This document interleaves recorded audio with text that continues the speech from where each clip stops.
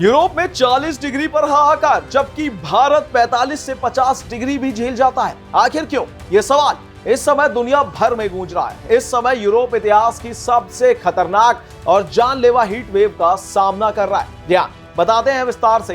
नमस्कार, मैं अनुराग पांडे और स्वागत करते हैं आप सभी का भारत एक्सप्रेस में।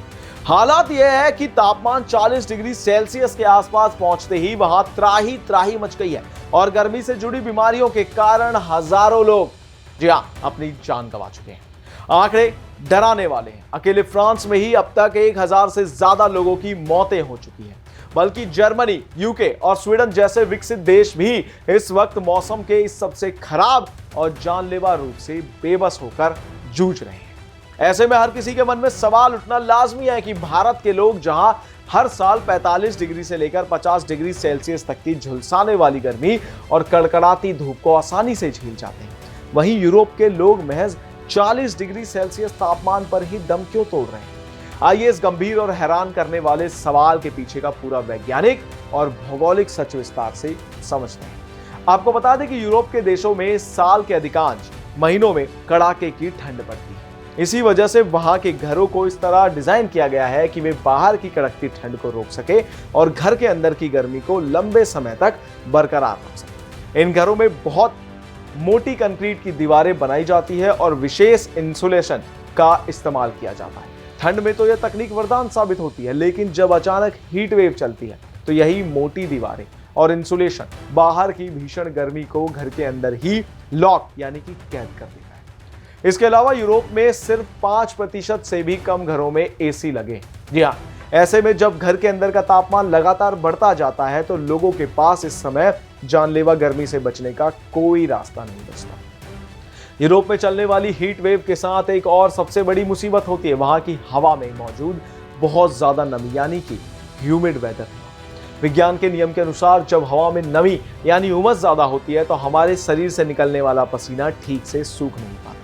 जब पसीना नहीं सूखता तो हमारे शरीर का जो नेचुरल कूलिंग सिस्टम, जो खुद को ठंडा रखने की प्राकृतिक प्रक्रिया है, वह पूरी तरह काम करना बंद कर देता है। यही वजह है कि वहां लोगों में डिहाइड्रेशन, हीट एग्जॉशन यानी कि थकान और सीधे जानलेवा हीट स्ट्रोक का खतरा कई गुना बढ़ जाता है। इसके विपरीत अगर हम भारत की बात करें तो भारत के सबसे ज्यादा हिस्सों में गर्मियों के दौरान सूखी गर्मी यानी कि ड्राई हीट पड़ती है और साथ में तेज गर्म हवा चलती है जिसमें लू कहते हैं।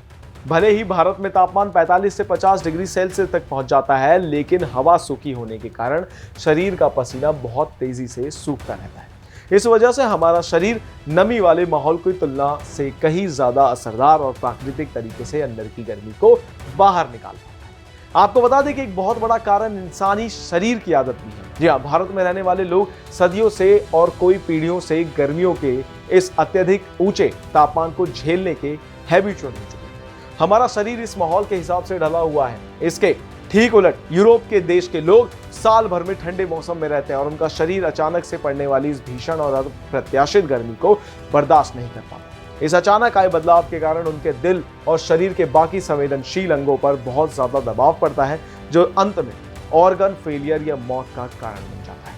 इस पूरी कथित से यह साफ हो जाता है कि किसी भी हीट वेव का असली खतरा सिर्फ इस बात पर निर्भर नहीं करता कि थर्मोमीटर में पारा कितना ऊपर गया है, बल्कि इस बात से करता है कि इन हवा में नमी कितनी है, घरों की स्थिति कैसी है, लोगों के पास ठंडक पाने की क्या सुविधा है और उनका शरीर इस मौसम के लिए कितना तैयार। यही वजह है कि आज यूरोप में महज 40 डिग्री सेल्सियस का तापमान भी भारत के 50 डिग्री सेल्सियस के तापमान से कहीं ज्यादा और जानलेवा विनाशकारी साबित होगा। इस पर आपकी क्या राय है, कमेंट्स में जरूर बताएं और इन तमाम जानकारियों के लिए बने रहिए हमारे साथ भारत एक्सप्रेस पर। धन्यवाद।